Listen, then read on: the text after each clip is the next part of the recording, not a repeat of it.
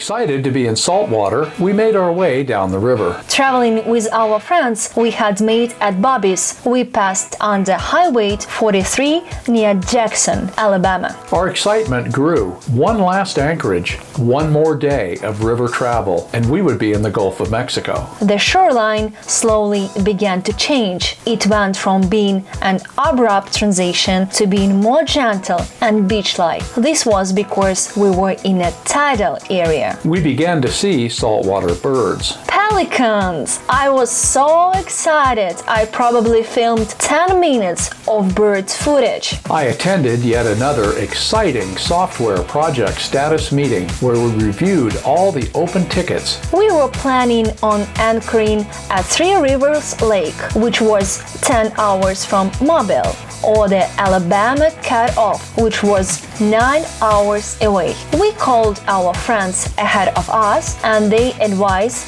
that they were at Sunflower Creek. We arrived late in the day to find yet another narrow channel with barely enough room to turn around. I eased in, miscalculated the distance between Sea Moose and the last boat, and anchored too close. We pulled up the anchor and started to back up. Backing up from the lower station using the camera, I got completely sideways and backed us right into the trees on one side of the channel. I was on the stern shouting at Alan to go forward as I watched a huge branch slowly bend over the rail and the barbecue grill. I tried to stop it with my arm. When he went forward, the branch slipped off the grill and snapped back, hitting me in the face so hard it chipped a piece of my tooth. I saw none of this in the camera. I managed to get us out of the trees, turned around, we went clear out into the river, back into the creek, and with Darina's help, we managed to anchor properly. It wasn't until we were anchored that I went into shock and realized how much pain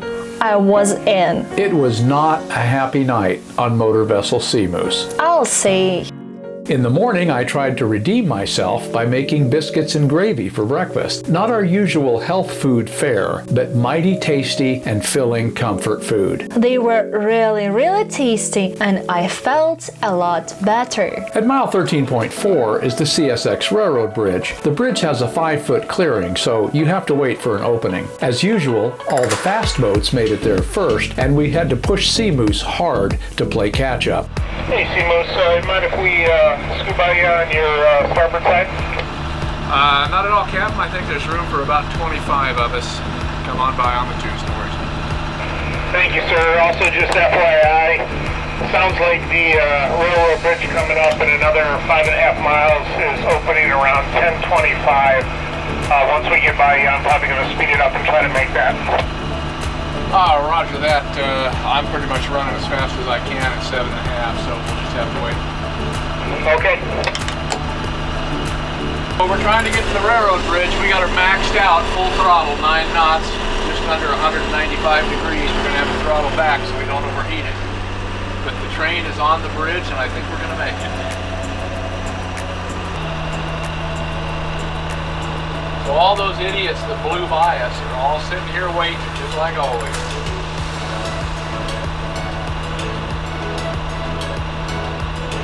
And waiting for our engine. Thanks, Calypso. This is Moon Shadow. We cruise at about 10.5, so we'll scoot in there. Copy that, Moon Shadow, Moon Shadow. I've been trying to say your name twice. So the engine right now is about 197 from our 9-knot run down here, and it may all be for naught because they haven't opened the bridge yet. This bridge is an impressive piece of engineering. Fascinated, we watched the bridge slowly winch itself up and back down into position. This was the last thing that would delay us, and we know it, so the rest of the day was like floating on air. At the end of the 10 Tom is a massive fleeting area where all of the tows drop their cargo and head into Mobile to pick up a new load to go north again. This is a very busy area that lasts for about 5 miles. We were in Mobile. I had never been on a boat in the ocean. I had my first big boat in Los Angeles, but that was a long time ago. And then we saw our first ocean-going ships. Wow, just wow. I texted all of my close friends and sent picture after picture after picture. We had made it clear across the United States from the north to the south. This is the convention center where you can tie up for $50 a night. These are our friends who traveled with us from Bobby's. After miles of riverbank and trees, all the ships and busyness was extremely fascinating. This looks like a military transport ship in dry dock undergoing a refit. My first encounter with an oil tanker. The beam on the ship is ridiculously wide. We passed this freighter as we made our way out of the docks and into the bay. This fishing boat is pulling a seine net and the birds are feasting on what's left in the net, captivating. We made our way up the Dog River Channel into Dog River. This is a crazy entrance. You're in an area of what looks like open water, but it's actually an extremely narrow channel, about 8 feet wide, that zigzags its way across the channel and into the river. We tied up at Dog River, exhausted but elated. To celebrate returning to civilization, I insisted on taking Darina out to dinner. I know. We're not taking you. We're going to have a nice dinner, and they don't like to have dogs. But Yorksie, you're getting prime rib for dinner. That's not enough? What, you want lobster instead? No? How about some shrimp? On the Gulf, you know. Yorksie, look at me. Hey, a greenie with dinner? Yorks, a greenie? A greenie with dinner? No? We took you off the boat. That wasn't enough? Yorksie, your attitude, it's just not working for me. Look, Darina has to get ready, and I'm already ready. I'm ready. Are you ready? You're just gonna sleep when we leave. Yes, you are. Why don't you, Yorksie, hey, why don't you calm down and take a stress pill or something? You know? You're just all stressed out. Come on, it's okay. It'll be all right. We're gonna go home in a couple days. Do you want to go home? We had a wonderful seafood dinner at the Marina restaurant. The next morning, we awoke to Calypso's skipper serenading us from the dock.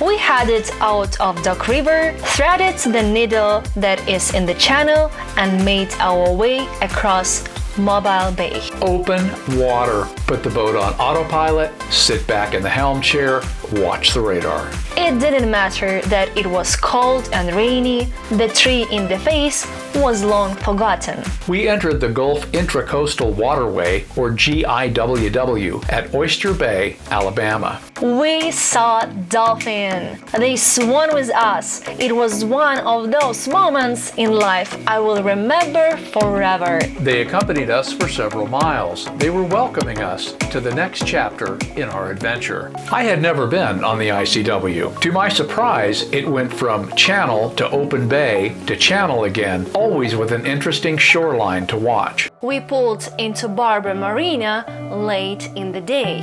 The beautiful sunset was bittersweet. We were going home for the holidays, but we were leaving our beloved Lady Moose. The next day, we ran across the ICW to another marina to pump out and top off the tanks. Around noon, the most modern travel lift I have ever seen pulled us out of the water. Lady Sea Moose got her bottom washed. I took a taxi into town, picked up a rental car, and we loaded up everything, went into town, got a nice seafood dinner, and checked into a motel. The motel room seems impossibly large. The bed in the motel room seemed impossibly huge. 14 hours later, we were home. It was surreal. Had those 4 months been a dream? If you like what you see, please subscribe. It really helps us out, and it doesn't cost anything. We really appreciate your attention and subscription. So, Darina, how can people find out more about us online? You can find us on our website page, here, on our Instagram page, here, and also on our Facebook page, here. Once again, thank you so much for watching. And if you want to be reminded of new episodes when they come out, don't forget to ring that bell. Thank you so much.